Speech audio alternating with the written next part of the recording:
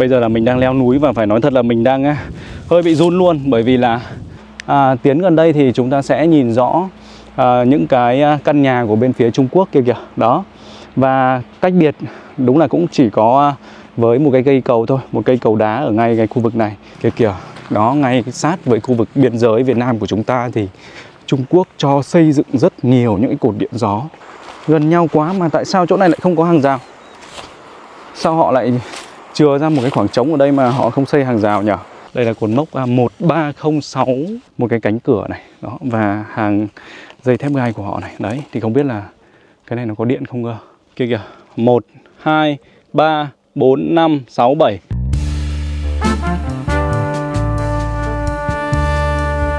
Quý vị khán giả thân mến, hiện tại thì Linh đang có mặt tại một vùng biển thuộc Phòng Thành Cảng, Quảng Tây, Trung Quốc. Hôm nay thì mình ngoài cái việc là đến đây tham quan thì mình cũng muốn nói về cái chủ đề điện gió của Trung Quốc. Điện gió của Trung Quốc cũng rất là phát triển trong những năm vừa qua. Trước mặt mình đây, đó, một cái vùng biển rất là đẹp đúng không? Nước hôm nay thì cũng rất là trong xanh đấy, nhìn từ xa là thấy khá là sạch. Bây giờ đang là khoảng 1 giờ buổi trưa mọi người nhé. 1 giờ buổi trưa. Đây, đằng sau lưng mình đây. Đó, đây là một cái khu vực mà mọi người cắm trại một cái chiếc xe trông rất là đẹp, trông giống G63 không? Nó cũng rất là bề thế và có cái biển xanh lá cây này là biển của xe điện. Ở đây thì mình đang nhìn thấy, ôi, bằng mắt thường thì mình nhìn thấy được. Đây, theo cái hướng tay của mình này, đó, cả cái dọc kia đều có những cái cột điện gió rất là cao. Nếu như bạn là một cái người mà sống ở cái khu vực biên giới, ví dụ như là ở Quảng Ninh, ở Lào Cai, Hà Giang hay là Lạng Sơn chẳng hạn, thì có lẽ là bạn đã nhìn thấy những cái cột điện gió ở cái khu vực sát với Trung Quốc rồi đúng không? Hoặc là nếu như mà bạn là những cái người mà thường xuyên di chuyển ở những cái khu vực biên giới đi lại giữa các cửa khẩu ấy, thì biết đâu đó thì bạn cũng đã nhìn thấy những cái cột điện gió này. Và mình thì mình ở Quảng Ninh cho nên là mình nhìn thấy rất là nhiều những cột điện gió ngoài khơi. Đó thì họ cũng mới xây dựng trong khoảng vài năm trở lại đây thôi. Để mà nói về cái quá trình phát triển của cái điện gió ở Trung Quốc ấy, là cũng có thể coi là một cái quá trình phát triển nó thần kỳ luôn đấy. Và hiện tại thì là số 1 của thế giới rồi. Nó cũng không khác nhiều lắm so với cái quá trình phát triển của cái việc là họ phát triển đường sắt cao tốc cũng như là điện hạt nhân. Đó, nhưng mà điện hạt nhân thì mình sẽ nói ở một cái video khác. Còn đường sắt cao tốc thì mình đã có đăng video rồi. Nếu như mọi người quan tâm thì mọi người có thể xem. Quá trình hình thành và phát triển điện gió ở Trung Quốc thì có thể chia ra làm 3 giai đoạn. Giai đoạn khởi đầu là trước 2005 thì Trung Quốc họ bắt đầu phát triển năng lượng gió vào cuối những năm 1990. Nhưng mà quá trình này thì diễn ra chậm chạp và phần lớn các tua bin điện gió lúc đó là nhập khẩu. Chính phủ thì chưa có chính sách thúc đẩy mạnh mẽ năng lượng tái tạo. Giai đoạn 2 là giai đoạn bùng nổ từ 2005 cho đến 2015 và Trung Quốc thì bắt đầu chuyển hướng mạnh mẽ sang phát triển điện gió. Chính phủ đã thực hiện nhiều những chính sách như là hỗ trợ giá này, ưu đãi thuế và yêu cầu các công ty điện phải mua một phần điện từ các nguồn tái tạo. Các tập đoàn lớn trong nước thì bắt đầu cũng sản xuất tua bin gió và giảm sự phụ thuộc vào nhập khẩu. Giai đoạn hiện tại là từ 2015 đến nay thì Trung Quốc hiện tại là quốc gia có công suất điện gió lớn nhất thế giới. Và đặc biệt là Trung Quốc đã phát triển mạnh mẽ điện gió ngoài khơi với nhiều những cái dự án lớn ở các vùng ven biển. Năm 2020 thì Trung Quốc đã đạt tổng công suất điện gió hơn 282 GW, chiếm khoảng 36% công suất điện gió toàn cầu. Bây giờ thì mình đã quay trở về bên Việt Nam rồi và mình đang ở khu vực gần với cửa khẩu Hoành Mô của Quảng Ninh. Ở đây thì chúng ta có thể nhìn rất rõ những cái cột điện gió kìa đằng sau lưng mình luôn. Lát nữa thì mình sẽ tiến gần với những cái cột điện gió này ở trên mốc 1306 thì phải. Nhưng mà bây giờ thì mình sẽ quay từ xa xa đây trước cho mọi người xem. Đây nhá, đây là cửa khẩu Hoành Mô mọi người nhé. Đây, hôm nay thì mình thấy có những cái đoàn khách du lịch cũng đến đây để chụp ảnh với cái cột mốc ở phía bên trong này. Cũng như là mọi người sẽ đến Bình Liêu để mà tham quan cái khung cảnh ở Bình Liêu, khám phá, tham quan và chụp ảnh với những cái khung cảnh rất là đẹp của Bình Liêu. Còn đây, vào chủ đề chính thì những cái cột điện gió đây này. Kìa kìa, đó, ngay sát với khu vực biên giới Việt Nam của chúng ta thì Trung Quốc cho xây dựng rất nhiều những cái cột điện gió. Ở đây nhé, chúng ta thì mình có thể đếm được là 1, 2, 3, 4, 5, 6, 7, 8 cái cột điện gió đang ở ngay trước mặt mình đây. Đó, rất là gần đúng không mọi người? Đây là khu vực những cái căn nhà ở cửa khẩu đây. Đó, đây vẫn là Việt Nam, những cái ngôi nhà mà mọi người đang nhìn thấy đây vẫn là Việt Nam. Tuy nhiên trên cái ngọn núi kia thôi thì đã là Trung Quốc rồi. Đó, đây những cái cột điện gió trên khu này này. Một lát nữa thôi thì mình sẽ di chuyển lên đấy, lên gần với cái khu vực đấy để quay nó rõ ràng hơn. Mùa này đang là mùa du lịch. Hiện tại thì đang là mùa du lịch ở Bình Liêu, cho nên là cũng có rất là nhiều những khách du lịch đến đây. Trung Quốc thì hiện tại đứng đầu thế giới về công suất lắp đặt điện gió, chiếm hơn 30% tổng công suất toàn cầu. Năm 2021 thì họ bổ sung thêm 47 GW điện gió, và con số này thì còn lớn hơn cả tổng công suất của nhiều quốc gia khác. Trung Quốc thì cũng đang dẫn đầu về phát triển điện gió ngoài khơi, với những trang trại gió lớn nhất nằm ở khu vực ven biển phía đông. Và Mỹ là quốc gia đứng thứ hai về công suất điện gió, với tổng công suất là hơn 135 GW tính đến năm 2021. Mỹ thì có những trang trại gió lớn nhất ở trên đất liền, đặc biệt là ở các bang miền Trung và Tây. Còn nếu mà nói về Việt Nam thì đến năm 2021, công suất điện gió của Việt Nam là khoảng 4 GW, đứng thứ ba tại Đông Nam Á sau Thái Lan với cả Philippines. Việt Nam thì đã bắt đầu phát triển mạnh mẽ điện gió trong những năm gần đây, với các dự án lớn ở các tỉnh ven biển như là Ninh Thuận này, Bình Thuận, Bạc Liêu hay là Sóc Trăng. Hiện tại thì mình đang ở cột mốc Việt Nam 13172, và khu vực này là khu vực ở trong bên cửa khẩu Hoành Mô. Đây là khuôn viên của cửa khẩu Hoành Mô, và đây rất là vắng vẻ thôi, bởi vì là những cái cột mốc này thì ít người mà biết là sẽ vào đây, được phép vào đây chụp. Lúc nãy thì mình đã xin phép rồi và mình được vào đây để mà mình có thể tham quan cái khu vực ở trong này một chút. Tiến gần đây thì chúng ta sẽ nhìn rõ những cái căn nhà của bên phía Trung Quốc kia kìa. Đó. Và cách biệt đúng là cũng chỉ có với một cái cây cầu thôi, một cây cầu đá ở ngay cái khu vực này. Rất là ngắn thôi, khoảng cách giữa hai quốc gia chỉ cách nhau một cây cầu, chỉ ước chừng khoảng 50 mét mà thôi. Đó. Dưới đó là một cái dòng suối, nhưng mà hiện tại thì cũng đã cạn nước rồi. Bây giờ thì mình sẽ đi đến những cái địa điểm khác để có thể tiến gần hơn với cuộc sống của người dân ở đây, cũng như là những cái cột điện gió của bên phía Trung Quốc họ xây dựng. Mời các bạn di chuyển theo Linh. Mình lại tiếp tục dừng xe bên dọc đường, và đây mình sẽ đi vào đây để cho mọi người xem Trung Quốc đấy gần Việt Nam như thế nào. Chỉ cách nhau một cái con suối nhỏ thôi ấy. Cái khu vực này chỉ một cách nhau một con suối nhỏ là chúng ta có thể sang bên Trung Quốc rồi. Đó kìa. Và ở đây thì mình thấy thật sự là họ có nhiều những cái công trình nó rất là Trung Hoa. Không hiểu là cái chỗ kia có phải một cái gì mà liên quan đến du lịch ở bên Trung Quốc không, mà họ xây dựng rất là đẹp mắt luôn. Đó, và bây giờ thì mình vẫn đang ở trên phần đất Việt Nam. Mình sẽ bước sát với cái khu vực hàng rào. Ở đây ấy, mình còn thấy từ xa mình thấy có hai người đàn ông thì phải, họ đang ngồi ở phía bên cây cầu bên phía Trung Quốc, và hình như là họ đang câu cá. Đó. Trung Quốc với Việt Nam quá là gần nhau mọi người ạ. Hàng rào biên giới kìa. Chỗ này mình đang không hiểu sao là họ không làm hàng rào. Và gần như là thật sự nếu mà mình chỉ cần bơi qua cái dòng suối dưới này thôi là mình đã sang bên kia rồi. Mình sẽ đi lên đến trên này. Đúng là họ câu cá. Đây này, cái này là cái điểm gọi là điểm duy nhất mà từ nãy trên cái cung đường mình di chuyển ấy, mình không thấy có hàng rào. Đó, cái khu vực cây cầu này này. Đi vào gần hơn một chút nữa xem. Còn đất mình đang đứng đây thì vẫn là đất Việt Nam. Ở đây thì mọi người còn đang trồng những loại cây này này, nhưng mà mình không biết đây là cây gì cơ. Không hiểu đây là cây gì nhỉ.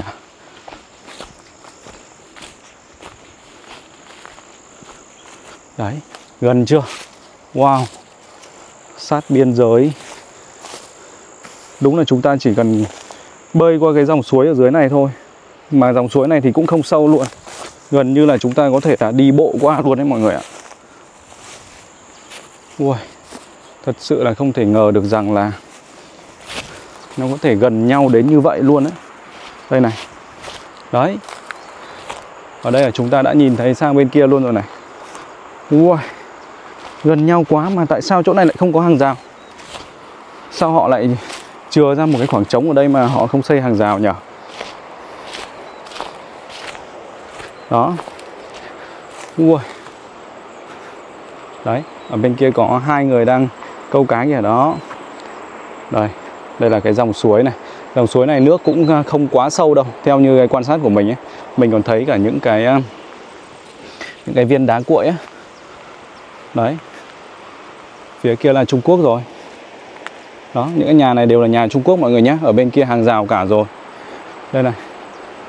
Giả sử như là đây, cái chỗ này mọi người thật sự là chỉ cần gọi là lội nước là qua luôn á.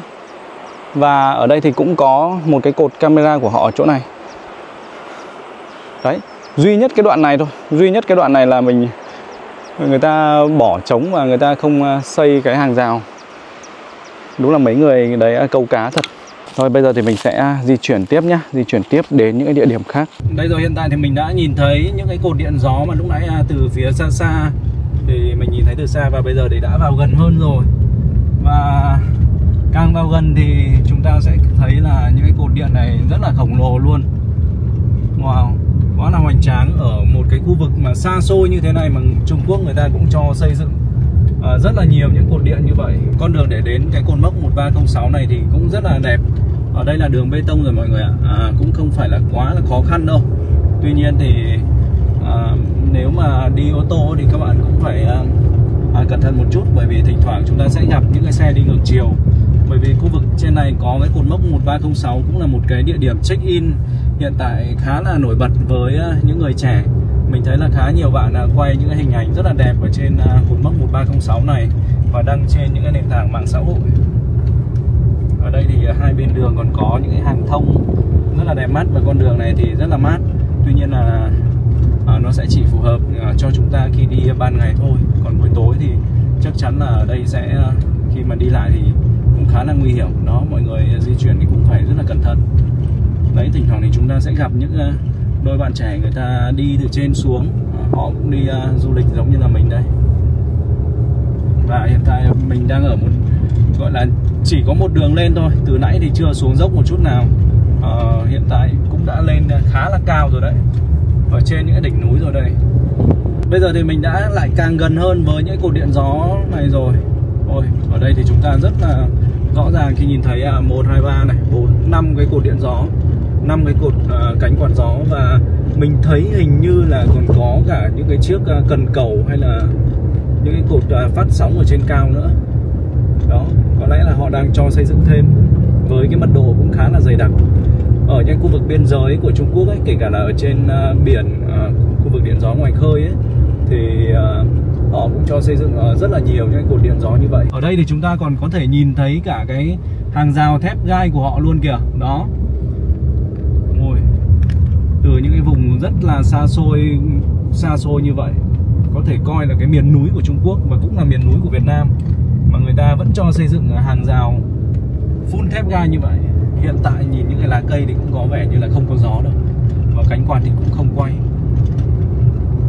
Mà cánh quạt không quay thì chắc là sẽ không tạo ra điện đâu. Để mà có vị trí dẫn đầu như ngày hôm nay thì Trung Quốc họ đã ban hành nhiều những cái chính sách hỗ trợ mạnh mẽ cho năng lượng tái tạo, trong đó thì có điện gió. Chính phủ Trung Quốc thì hỗ trợ giá và có chiến lược phát triển đồng bộ. Như tại Việt Nam của chúng ta thì các chính sách về hỗ trợ điện gió thì cũng đã từng được ban hành, như là cái cơ chế về giá điện, giá FIT ấy. Nhưng mà vẫn còn nhiều hạn chế về quy hoạch và thủ tục đầu tư. Thứ nữa là Trung Quốc có cơ sở hạ tầng mạnh mẽ hơn để hỗ trợ phát triển các dự án điện gió, bao gồm là cả lưới điện và công nghệ sản xuất tua bin gió trong nước. Việt Nam thì hiện tại đang phát triển lưới điện nhưng mà vẫn cần đầu tư lớn để kết nối với các dự án điện gió và hệ thống điện quốc gia. Năm vừa rồi thì Trung Quốc vận hành tua bin gió lớn nhất thế giới, có diện tích bằng 7 sân bóng đá, với cái mỗi vòng quay tạo ra 66 GWh điện hàng năm. Con số này thì đủ cung cấp điện cho 36.000 hộ gia đình. Đây là tua bin 16 MW, tương đương với một cái tòa nhà 50 tầng. Và dự án này ước tính là sẽ sản xuất tới 1,6 TWh điện mỗi năm và đã hoạt động vào từ tháng 8 năm 2023. Tua bin này thì có đường kính cánh quạt lên tới 252 m và mỗi vòng quay thì có diện tích là khoảng hơn 50.000 m². Đó. Đây là tua bin gió lớn nhất thế giới và có tên là MISE 16260 do Mingyang Smart Energy Trung Quốc sản xuất. Cái tua bin gió này nó còn có hơn 1.000 cái cảm biến để nó có thể thích ứng với cái điều kiện thời tiết trong thời gian thực. Tua bin gió lớn nhất thế giới này thì sẽ tiết kiệm được khoảng 20.000 tấn than và giảm được gần 50.000 tấn khí thải carbon dioxide CO2 mỗi năm. Đó, đây là một trong những cái bước chuyển mình của Trung Quốc từ một quốc gia mà gây ra cái lượng phát thải CO2 nhiều nhất trên toàn thế giới vào năm 2008 chuyển sang một quốc gia là sử dụng năng lượng tái tạo, năng lượng xanh nhiều nhất trên toàn thế giới. Thì ra là mọi người đến đây du lịch rất là đông đây. Đó, phía đằng trước mình đang có 2 xe đi ngược chiều lại. Lần đầu tiên đến với Bình Liêu thôi, lần đầu tiên mình đến đây. Lần đầu tiên đi trên cái con đường này. Đây rồi, mấy anh em Linh cũng đã vừa dừng xe và cảnh quan cái con đường này rất là đẹp đúng không mọi người? Hiện tại thì mình đang ở trên một cái gọi là một cái đường ở trên đỉnh núi luôn đấy, gần trên đỉnh núi rồi đấy. Và bây giờ đây, bên này đây, nhìn này. Đó, đấy chính là cái hàng rào biên giới và những cái cột điện gió kia. Mọi người nhìn thấy chưa? Đó. Đây. Đây là cột mốc 1306. Và bây giờ thì mình sẽ di chuyển đi theo cái khu vực hàng rào này. Đấy, di chuyển theo cái khu vực hàng rào này để lên với 13061 và 13062. Thì trên đó thì chúng ta sẽ có cái nhìn nó rộng hơn. Đây là một cái cánh cửa này. Đó, và hàng dây thép gai của họ này. Đấy, thì không biết là cái này nó có điện không cơ. Wow. Kia là hệ thống camera của họ. Đó. Cái này cũng không thấy có loa phát thanh. Và kia, những cái cột điện gió. Đó, cái chủ đề chính mà mình muốn nhắc đến ngày hôm nay đó chính là những cái cột điện gió này. Đó. Bây giờ mình sẽ men theo cái này nhá, men theo cái hàng rào này. Ui, chúng ta sẽ phải đi cái con đường leo núi này đấy. Đó. Ở đây nhá, theo như mà mình gọi là mình nhìn đấy, thì những cái chỗ này thì hoàn toàn có thể chui qua chui lại được. Thật sự luôn. Chỉ là chui thôi, còn chui sang đó khả năng là cũng bị bắt luôn. Bởi vì là những cái hệ thống camera của họ đã bao quát toàn bộ cái khu vực này rồi. Chỉ cần chúng ta sang là nó có cảm biến ấy, nó sẽ báo về cái hệ thống quản lý của họ và chắc chắn là chúng ta sẽ bị đón đầu ở bên kia thôi. Đó. Đây này, đó. Quá là sát luôn rồi. Bây giờ sẽ tiếp tục di chuyển lên trên này nhé.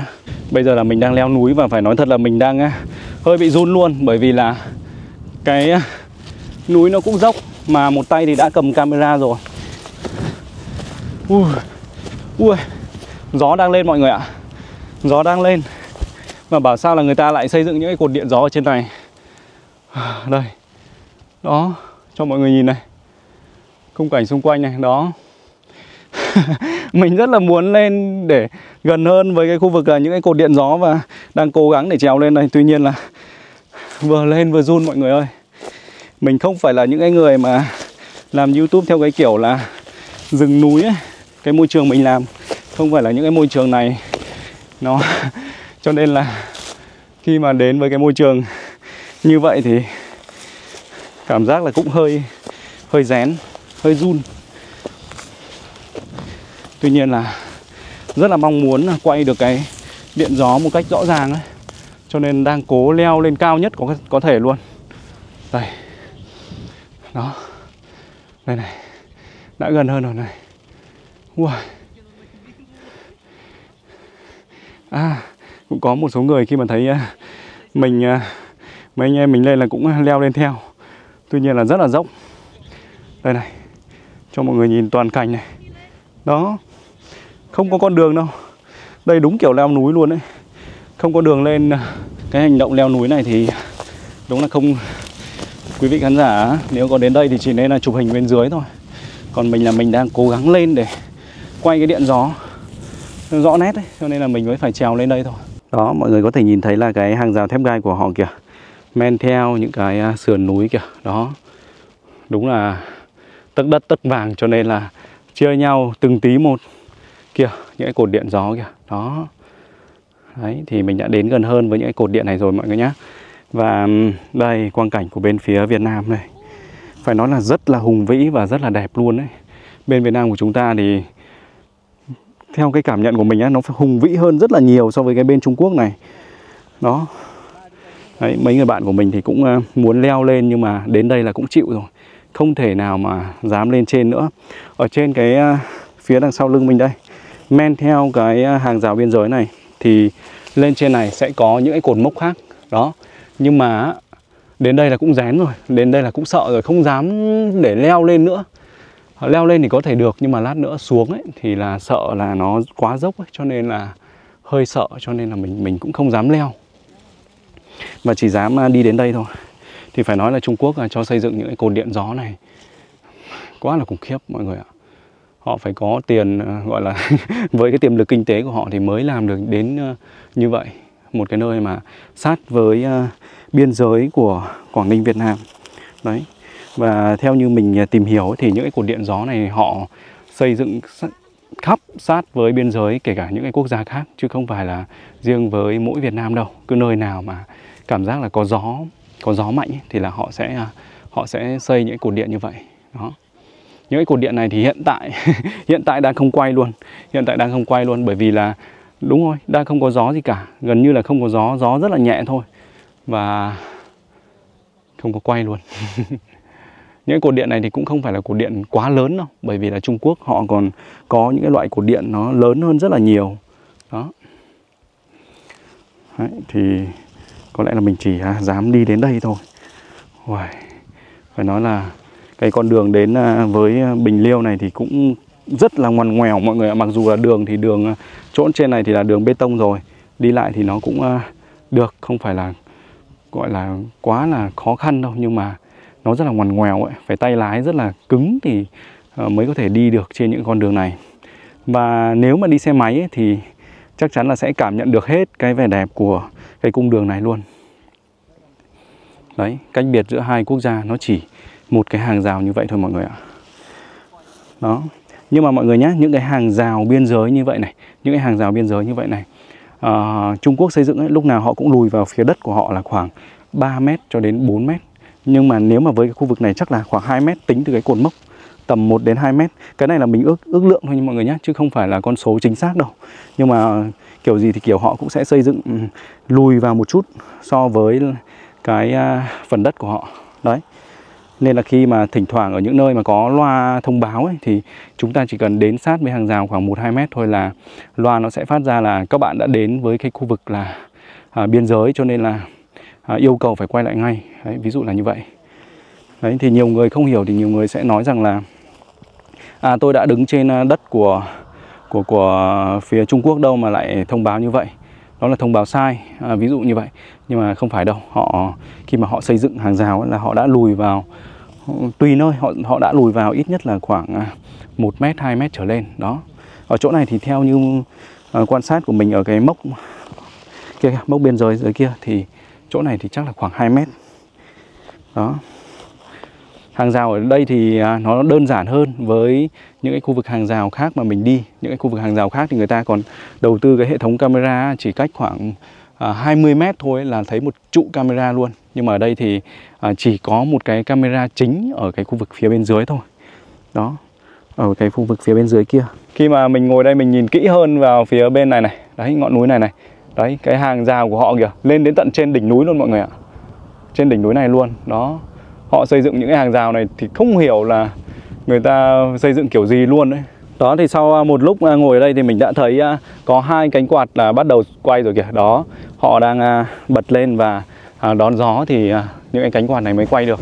Và khác với những cái cánh quạt không quay thì kìa, bên này là những cái cánh quạt chưa quay. Thì cái hình dáng ấy nó khác. Còn khi mà nó đã quay rồi ấy, đây thì nó có vẻ là bẹt bẹt ra và để nó đón gió thì phải. Đó. Đây, và cái khu vực hàng rào thì ngay dưới này rồi. Bây giờ thì mình sẽ tiếp tục di chuyển xuống bên phía dưới thôi. Mình đang xuống đến gần với bên dưới này rồi. Ôi rồi, phải nói là cái quá trình leo núi này thật sự là toát mồ hôi. Những cái cánh điện gió ở đây thì theo như mình thì họ có chiều dài chắc phải khoảng 70-80 mét đấy mọi người ạ. Không hiểu là đã có ai mà thử chui qua những cái gọi là sang bên kia, nước bên kia bằng cái con đường này chưa nhỉ? Vừa rồi thì Linh đã cùng mọi người chúng ta cùng nhau đi xem những cột điện gió của Trung Quốc được xây dựng sát với biên giới của Quảng Ninh Việt Nam chúng ta. Và phải nói thật rằng là họ rất là mạnh bạo chi tiền cho những cái khoản đầu tư mà liên quan đến biên giới. Và Quảng Ninh của chúng ta thì cũng như vậy. Bên Trung Quốc họ có những con đường bê tông lên đến những cái cột mốc ở xa xôi, thì Quảng Ninh của chúng ta cũng như vậy luôn. Và có lẽ là bây giờ thì Linh cũng xin kết thúc video này tại đây, để Linh còn tiếp tục quay thêm những cái tập khác. Cảm ơn mọi người đã theo dõi video, rất là mong nhận được sự ủng hộ từ mọi người. Xin chào và hẹn gặp lại ạ.